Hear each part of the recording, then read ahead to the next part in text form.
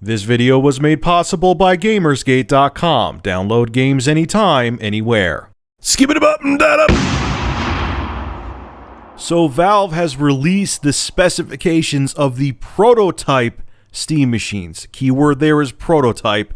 This isn't the final specifications of what the Steam machines will be and what hardware they will have. So here are the range of specs the prototype Steam machines will have. All right, let's start off with the GPU. Some will have the NVIDIA Titan, some will have the GTX 780, some will have the GTX 760, and some will have the GTX 660. The CPU will be a Core i7, Intel Core i7, 4770, no K at the end because they obviously don't want you overclocking it. Some i5 4570 Intel CPUs, and some with an i3. Really, an i3? The RAM, 16 gigabytes of DDR3 1600 RAM, and 3 gigabytes of GDDR5 for the GPU. That's interesting. They list the amount of frame buffer the graphics processors will have. I guess that they're saying that no matter what GPU you have in there, whether it be a Titan or whether it be a 660, they want all of the cards to have 3 gigabytes of GDDR5 memory. I'm guessing. It's interesting they list that separately from the graphics cards they're going to use. But anyway, moving on. The hard drive will be a 1 terabyte / 8 gigabyte hybrid SSHD, which I think that's a cool idea. I guess they're going to have the SteamOS operating system on the SSD side of that hard drive. Then the 1 terabyte of storage is for your games. The power supply is an internal 450 watt 80 plus gold, which again, that depends on what GPU you have. If you're going to get a Steam box with an NVIDIA GeForce Titan in there, you're going to need a much more powerful power supply than that. That's why these specs are really weird. And then there's another thing. This has to be a typo because they have hard drive twice here.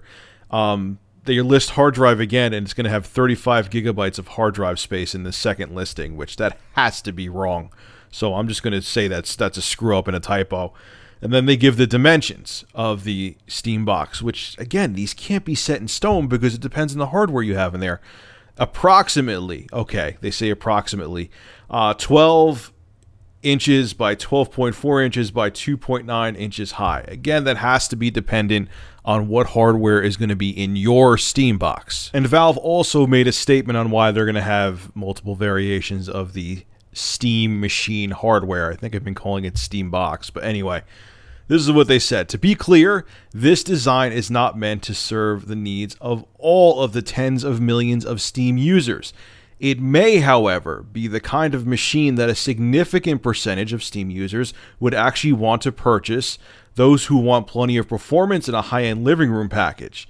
Many others would opt for machines that have been more carefully designed to cost less, or to be tiny, or be super quiet, and there will be Steam machines that fit those descriptions. See, this is where I think that Valve is screwing up with the Steam machine. I know people are going to tell me, hey, Rich, you don't get it. They're trying to cater to different markets. But I really do feel wholeheartedly that they should just have one Steam box, put mid-range PC specs in it, make it a small form factor like something like what Alienware did, where they fit full-size PC parts in there, but they found a unique way to do it that, you know, they can make it small and you could still put your own parts in if you want to upgrade your GPU later on. I think they actually showed one time they fit a Titan in a really small form factor computer case. But I feel that they should have just had one Steam box. And if people want to change the hardware, they can. If they don't, and they really want to, you know, they're just the average consumer who just wants to plop a console-like computer in their living room, they'll know there's just one to get, and they won't be confused. I understand what Valve is saying. They want to give people who have different experiences, like they're saying, like, hey, Rich, you already have a beast computer. How about you just get the small piston Steam box? Because I think they still may have something to do with that little piston computer.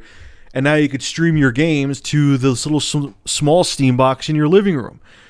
But I really don't care about that.